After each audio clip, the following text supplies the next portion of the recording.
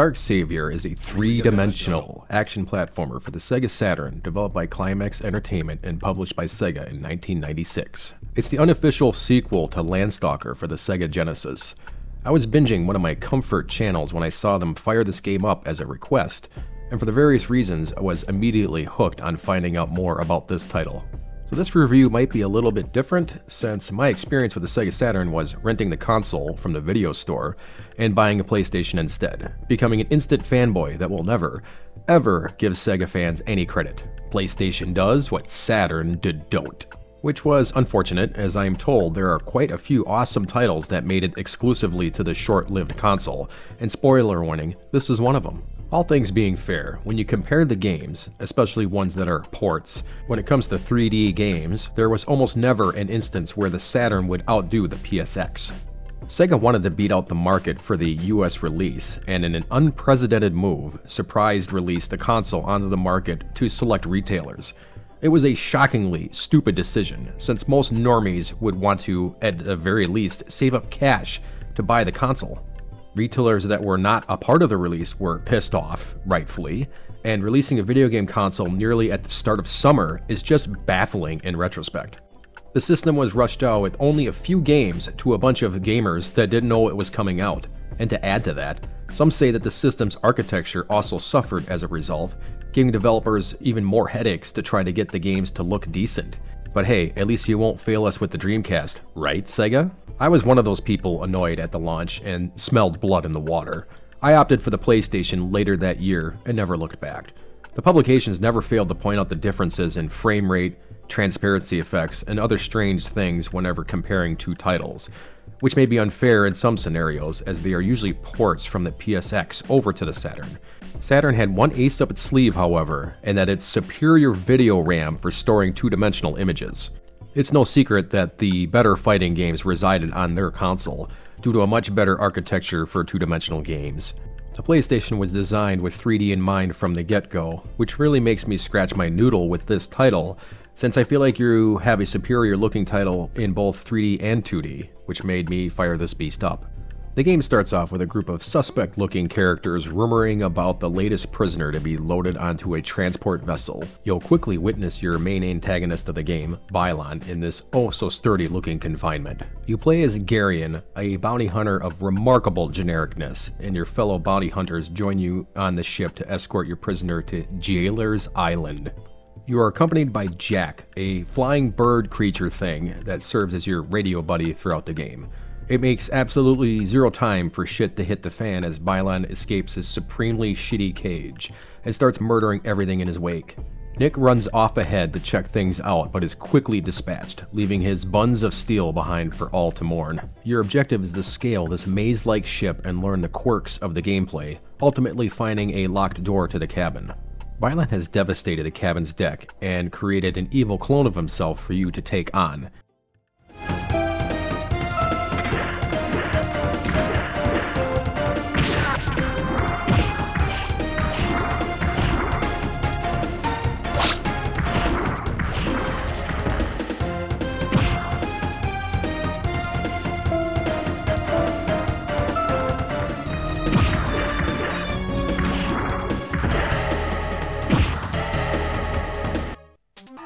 After an initial battle, you attempt to contact Jailer's Island, but the transmitter is busted. You follow the oozy trail to discover the monsters swimming directly towards the island, and the opening credits, open. It's a pretty cool opening, and I'll say this multiple times, something I probably would have thought was the coolest shit ever if I A, owned a Saturn, and B, owned this game back in the day. Parallel 1, eh? I wonder what that represents. We cut to an expository conversation here with a character named Drizzt and this prisoner mentioning the organization called the JLO.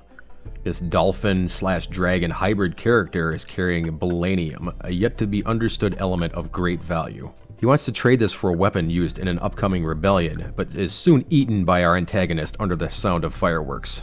We then disembark a now completely dead ship and have to explain ourselves to the security on the island. After they let us through, Garion is free to explore a bit until this pivotal moment in the game. You're forced to drink jalapeno juice in order to prove yourself manly enough to proceed. He does so without incident, at least until you reach this spot where it finally kicks in. It's worth mentioning at this point that this was meant to be alcohol in the Japanese release of the game, but the developers wisely decided to not upset parents in this country by changing all of the contraband in the game that is used as currency. Booze is now jalapeno juice, cigs are now chocolate, and porno mags are now just regular, non-porno mags. The juice fucks up Garion, and he is about to murder this kid, mistaking him for a 9-foot-tall green monster. He's interrupted by a strange event that appears to be almost divine intervention.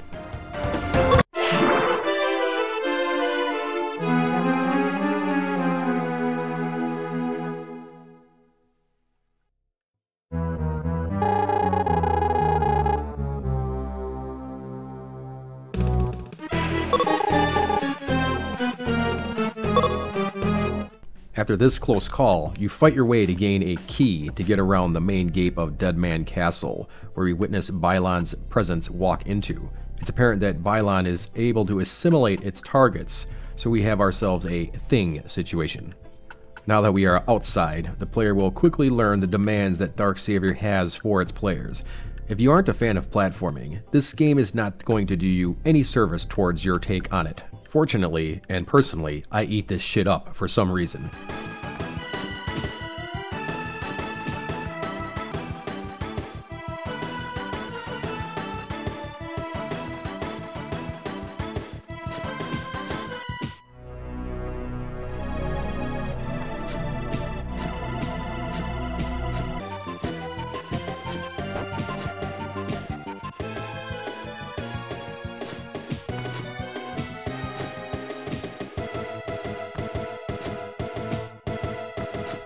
Garion thunks his way up to fight a random gigantic man-bear pig for domination of this here bridge, and then we are able to get into the wall by scaling this tree and climbing this gigantic ladder. What's with all that stuff in the background? Foreshadowing. Once inside, it's just another set of jumping puzzles to reach the JLO. You meet Bruno, the head honcho, who certainly does not trust a random bounty hunter to jump his way through a hole in the wall to reach the bad guy. As proof of potential loyalty, he asks you for recruiting Drizzt, who is currently being tortured inside the main castle. Past this area is a wide open pasture with trees and the occasional chocolate bar at the top. Accessing a secret door that this inmate is guarding, you are tasked to getting to the room that's holding Drizzt. But before you reach it, this cutscene occurs where this really annoying character refuses to cooperate and falls to her death. What are you trying to say? Our country's diplomatic relations are irrelevant in the face of this woman's life or death. If I had $1 for every time I've heard this trope comment when holding a person's arm over a cliff, I would have $1. After a waltz along a steel beam, you'll finally reach Drizzt, who is not looking so hot, you know? You now have the option of carrying this dude through the rest of the area, consisting of traps and other nonsense. Dude, Garion is strong as fuck.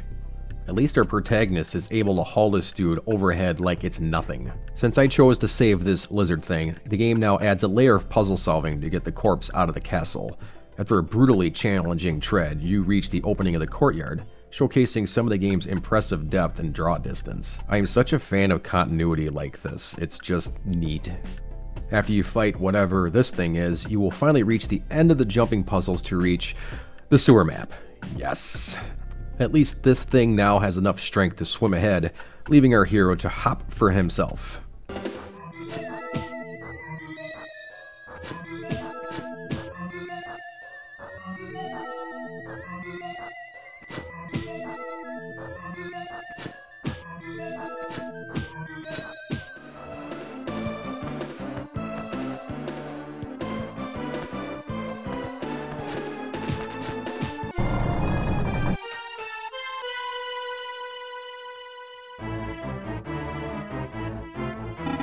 Then we emerge right back where we started, which geographically makes absolutely no sense, but I can't critique this game's plot too much, can I? Drizzt and Bruno, thank you for your service, just for Drizzt to melt into a puddle anyway, due to the aftermath of Bylon's capture, causing all of his cells to decay at an amazing rate, at least according to Bruno's instant diagnosis. How sad. Give me that badge, baby. Now that we have a better understanding of what the fuck is going on Jailer's Island, you're tasked with intercepting Bylon deep within the mines ahead.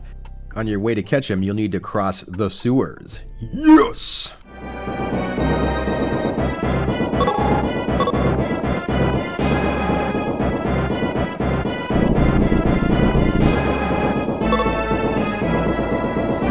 Here we have a cutscene where these guards clearly weren't listening to the evil music and didn't notice that Vice Warden Lance was assimilated by Bylon. After an assortment of jumps and boops, you'll catch up to the corpses that Bylon created, and in this instance have to fight the Vice Warden.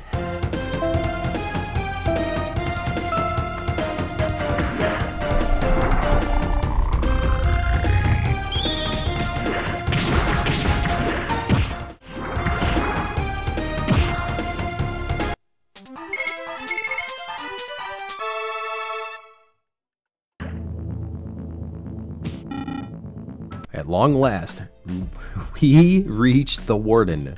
Say it with me. At long last, we reach the Warden. And need to make a decision on who's the real villain. I chose correctly according to the walkthrough, and Bylon gets away after this poor schmuck walks right in front of him. Lance dies. He looks very tired. I guess there's worse ways to look when you're dead. Like this. Such a waste of life. Oh look, a key. Yeet. Garion reaches the ruins prior to the 3 castles, where he learns of ancient prophecies by a woman narrating with half a glass of water in her mouth. Bilano had been observed heading towards the very symbol of the Lavian countryside, Mount Majerna, the Mountain of the Gods.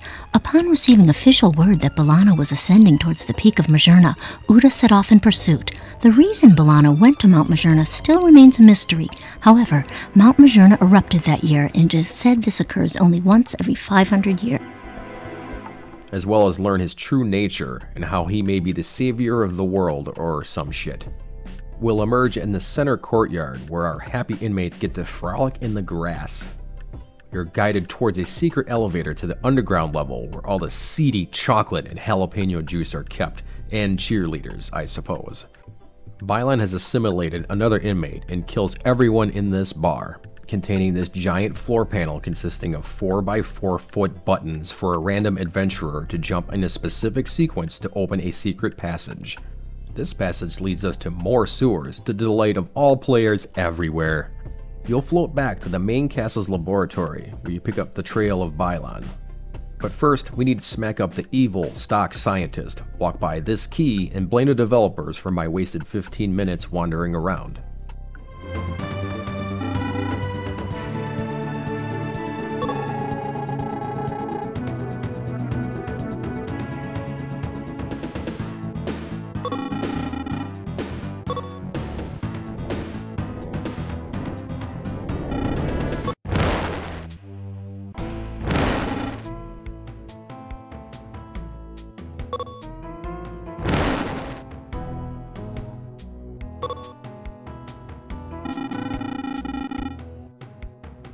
So things are officially getting weird, as noted here by Jack.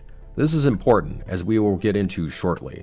You acquire the Diary of Wuda, which is an ancient book detailing the weakness of our main villain. And it's written in the esoteric color of ink, something I think the translators fucked up a bit. Everyone up to this point has been one-shotted by this unstoppable force. Nothing can even slow it down, so hopefully this tome can reveal what to do. Are you ready for this? It's his back. Hit him in the back.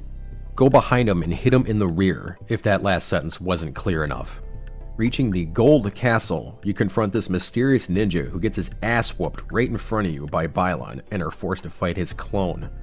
After these 2 castles are done, you ascend the Silver Castle for the final confrontation. Ascending the impossible geometry of this castle, you reach the summit to put an end to things. Since this monster has killed 95% of the population of the island with basically one hit, you'd think that we would need an ace up our sleeves to turn the tide of battle. But since we are armed with the knowledge that hitting him in the back is his weakness, we proceed to beat the shit out of Bylon head on because fuck logic.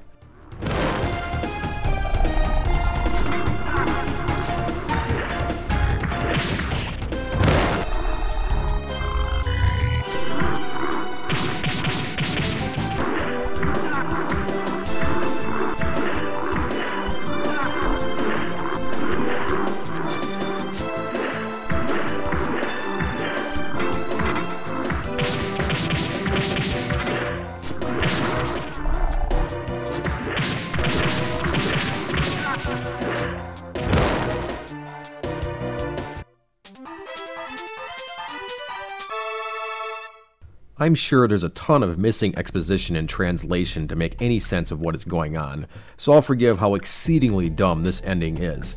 But also, this isn't the end of the story, not by a long shot. For you see, the hidden beauty of this game is the butterfly effect present right at the beginning of the game. By reaching the cabin in a ludicrous time of under 3.5 minutes, we intercept the captain and his member before they are killed, causing a completely different story to start the game off. To get here in this time frame requires game knowledge and speedrunning strategies to cut swaths of time off.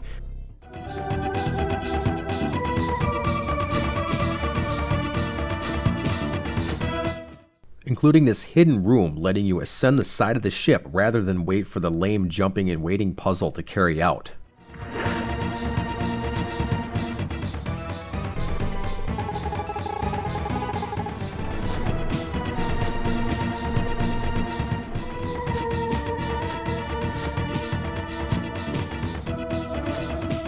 Now, Parallel 3 commences. Parallel 3 is where the plot really becomes interesting, as a lot of the sillier things you've encountered suddenly take on a lot more weight. We will be plowing through familiar territory, but with a twist. Once you attack the boy again in similar fashion, the warden will open the door for you to pursue the JLO directly. Once outside, things are kind of different. Suddenly you have to fight 3 of the same boss just to reach the wall, and the wall now is much more challenging to ascend. Once you reach the JLO, you'll also notice that instead of being recruited, you'll strip Bruno of his fresh corpse of all value and pursue Byline directly. It won't be too long before you reach the quarry, and that this time is full of not dead workers. The path ahead leads you to a new, awesome, not at all horrific bullshit, oh my fucking god, this sucks minecart sequence.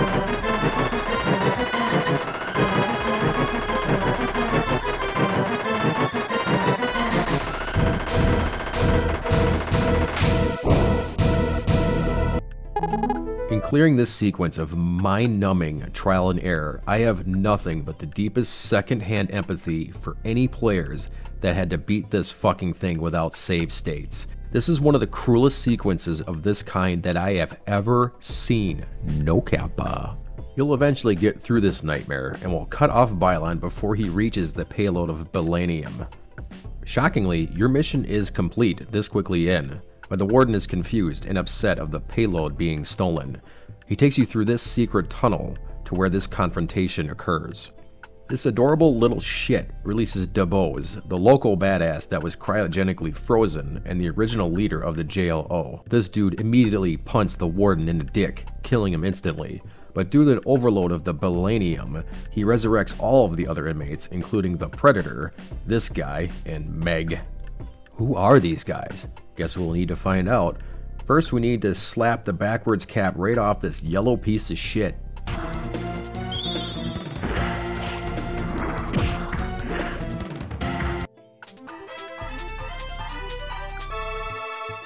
Once disposed of, you will see a version of Garion behind the gates, and we fade away to credits. But fear not, we have a whole other parallel to complete to find out what the fuck is going on. Parallel 4 starts off as if you restarted the game from scratch. But what is interesting here is right after we cut away from the ship, we instead are following the other characters that were mysteriously absent in the earlier playthrough. You learn a bit about Garion's motivations in this cutscene, and also see that they learn about the SOS signal sent from the ship. They make sail for the island to help out Garion. In the meantime, we witness the arrest of Garion, murking the boy from the first parallel, who apparently didn't have the restraint. This turns out to be the evil clone of the main character and is now our antagonist for this story arc. You're now given a time limit to save Orion, as because we have merged timelines together and there can only be one. Which also reminds me of the movie One by Jet Li, which gives me just such a warm fuzzy feeling. You are given 60 minutes to reach your objective, which may or may not be a reasonable amount, as I save stated the fuck out of this nightmare of platforming.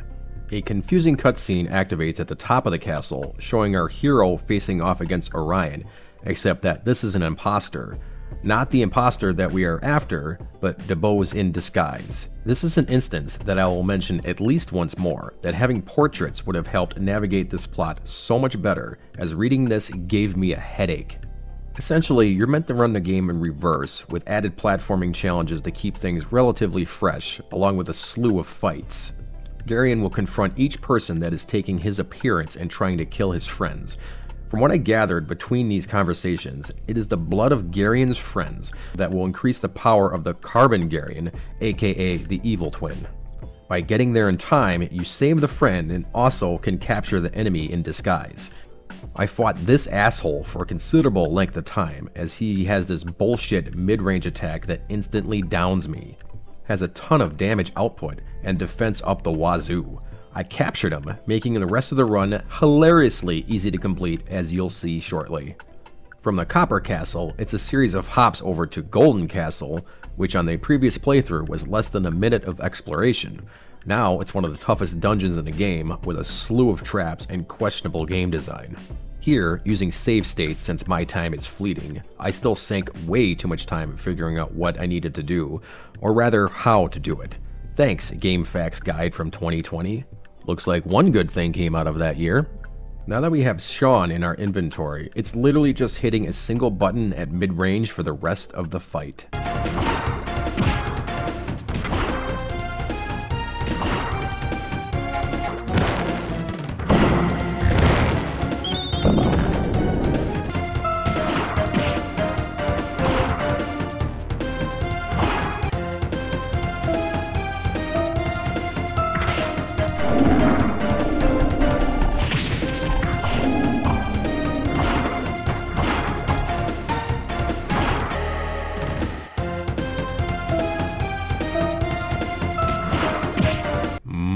Cheese.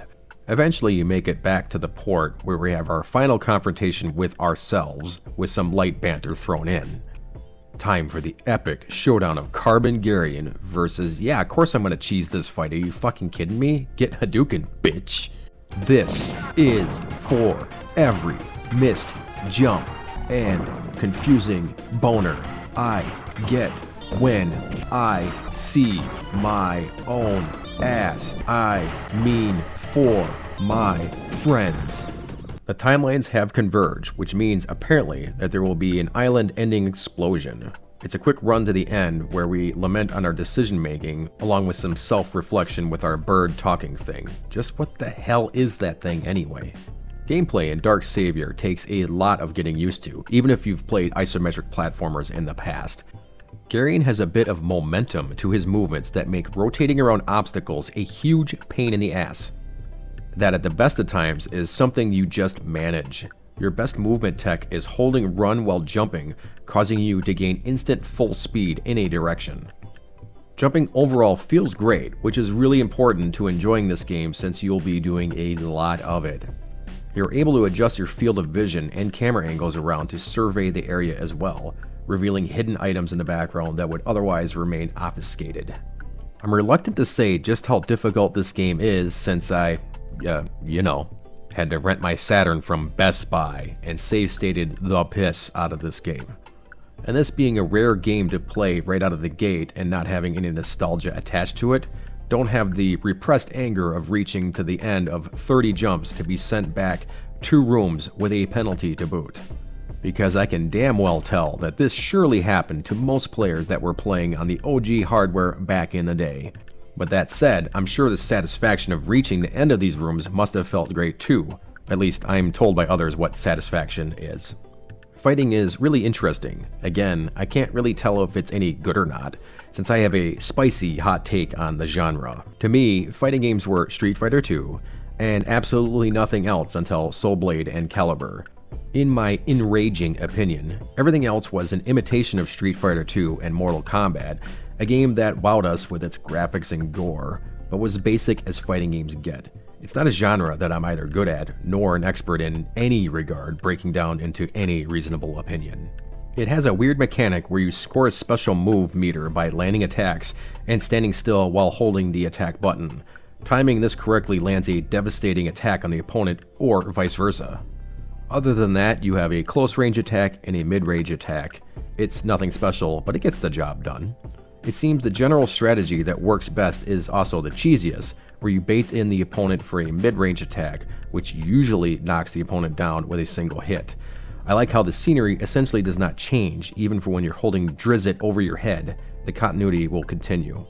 There are some RPG elements here, with some very limited changes depending on the weapon Garion has equipped. You gain, quote, points by playing through the game normally, and trading in contraband on occasion.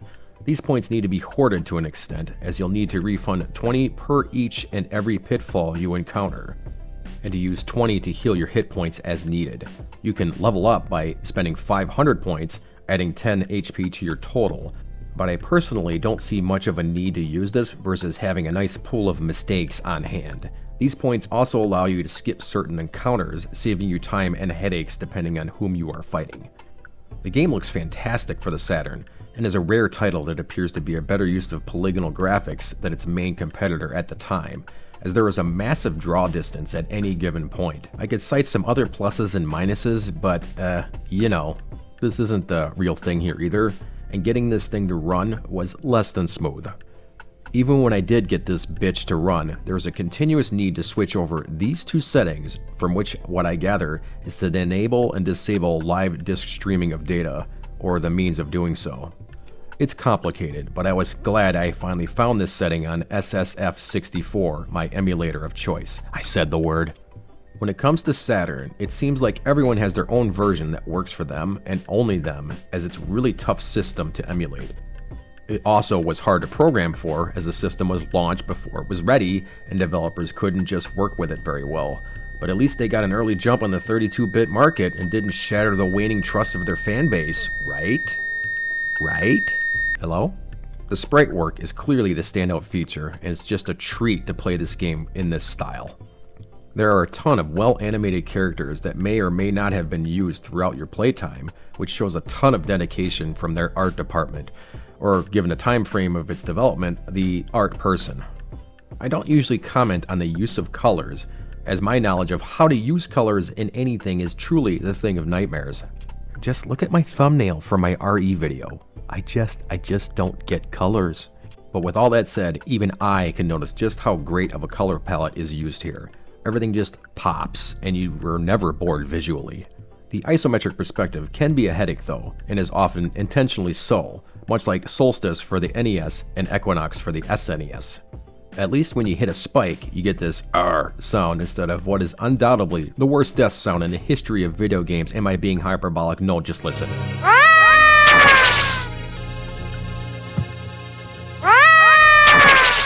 Yep, beat that. The sound effects are decent enough. There's a nice reverb when you slap opponents around, but there isn't much else to say about it, as there isn't really any ambience to be had in the various areas. Musically, I can't really credit the game in any real fashion. Not being an expert in the field, I can certainly vouch that the music does not fit the tone of the game, and some of the recurring themes are just bad sounding, such as Bylon's theme.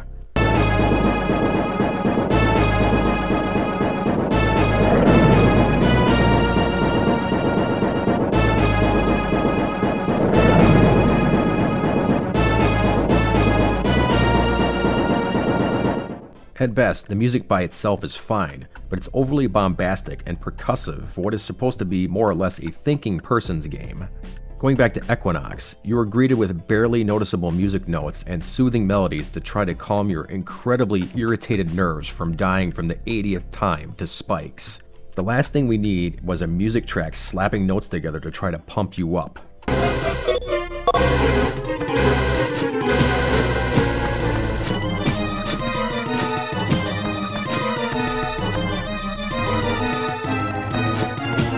Overall, I am certain that those that have played this game back in the day remember the presentation fondly. I don't have that nostalgic juice running through me, and even I find it memorable. But the one critical thing I think keeps this game from being a true classic is its translation and the lack of any portraits when conversing.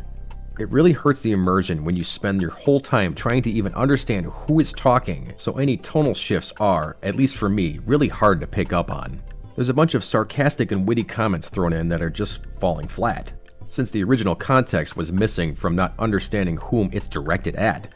Given the quality of the rest of the game, it's surprising that they didn't go with any visual aid on the dialogue, even if just coloring the names would have helped here. Dark Savior is a title that I wish I had a chance to play back in the day. For my playthrough, it was more of a novelty of what kind of crazy ambition these developers had, as there is a deceptively complex game to be had here, if you have the balls to play this without any guide or save states, which I clearly do not. I can't rate the difficulty fairly, but if I were to guess, I would say that this game broke a few controllers, which, if I also recall correctly, would have been really impressive since those things were beasts. The amount of area to cover between checkpoints for landing in pits is pretty egregious, in my opinion, and without the means to quickly return to try again would undoubtedly cause some incredible frustration. The fighting mechanics are pretty decent and were a big surprise for me, but also can do fighting game things. You are fighting an AI opponent after all. And as a personal peeve to myself, I can't stand playing against AI opponents when the playing field is supposedly even, such as a chess match. You're either exploiting weaknesses in the AI, or the game lets you win. It's never satisfying for me. Being able to capture opponents when they are weak is a nice touch, and being able to play as them is really cool. I do like that portion of it. The biggest draw for the game, though, is the multi-layered plot based off the initial sequence, where the amount of time to reach the cabin literally changes the rest of the game, and sets up multiple playthroughs based off of the skill level that is gained from each one. Everyone is going to get to the cabin late to start their playthrough, and the resulting parallel is an easy enough run as a consequence. Everyone dies at the end, but at least you can get through it. Run through a second time for a different plot altogether when reaching the cabin between 4.5 and 6 minutes, and play through a structurally different game with new surprises along the way. Get there in Speedy Gonzales time and get the most banana bonkers plot of all with the largest challenge. It's a really uniquely structured game, and I haven't encountered much like it. It's a shame I didn't get to pull out my nostalgia goggles for this one, but I'm impressed and I had fun with it without. Usually, with old games, them goggles are almost required for entry, but Dark Savior gets past all of that with its timeless art design, satisfying platforming, and genuinely interesting multiverse storyline. And with that, I humbly petition Night Dive to get their paws on this guy and get to work. And also to translate some of this shit. It's fucking booze, cigs, and porn, alright? Thanks for watching, and thanks for existing, thanks for subscribing, and definitely thanks to my Patreons, South Boogie Bio, Joe C, Hiroshima, and Servo K. I know what you're thinking, there's gonna be another ass cheek by the end of the video, but no, there really isn't. I promise. I promise. I don't promise.